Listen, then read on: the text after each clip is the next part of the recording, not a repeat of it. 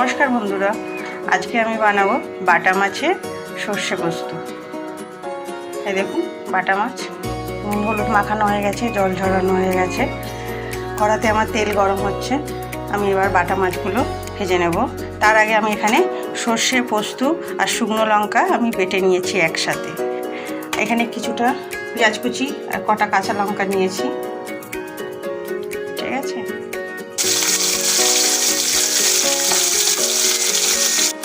মাছ ভাজা আমার হয়ে গেছে। এই যে কড়াতে তেল গরম হয়ে গেছে, আমি এখানে একটু কালো জিরে ফোড়ন দেবো।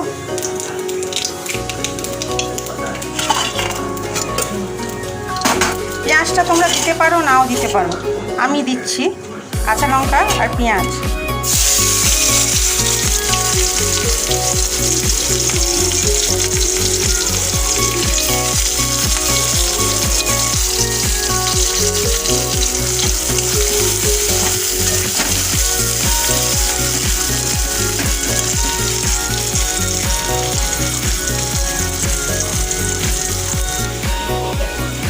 পেঁয়াজ আমার লাল হয়ে গেছে।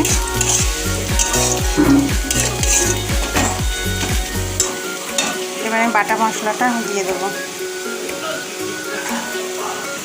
সর্ষে পোস্ত আর শুকনো লঙ্কা বাটা, এখানে আপনারা কাঁচা লঙ্কা বাটাও দিতে পারেন।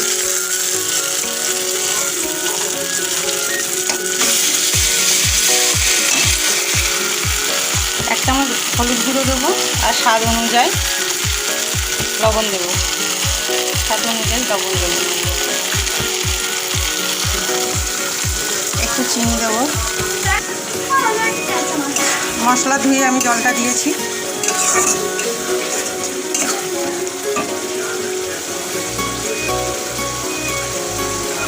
আমি আর এক বাটি জল দেবো। ফুটে গেলে মাছগুলো আমি দিয়ে দেবো।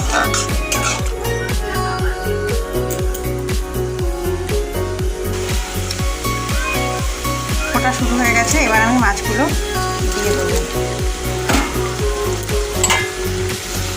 আরও 2 মিনিট ফুটিয়ে নেব।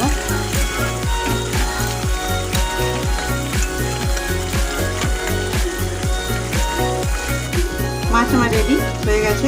নামানোর আগে আমি কিছুটা সরষের তেল দেবো, 1 চামচের মতো, আর 1 চামচ আমি কাসুন্দি দেবো।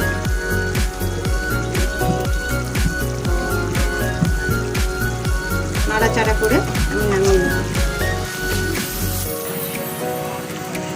সর্ষে পোস্ত বাটা মাছ রেডি। সর্ষে পোস্ত দিয়ে বাটা মাছের ঝাল রেডি। এ দেখুন,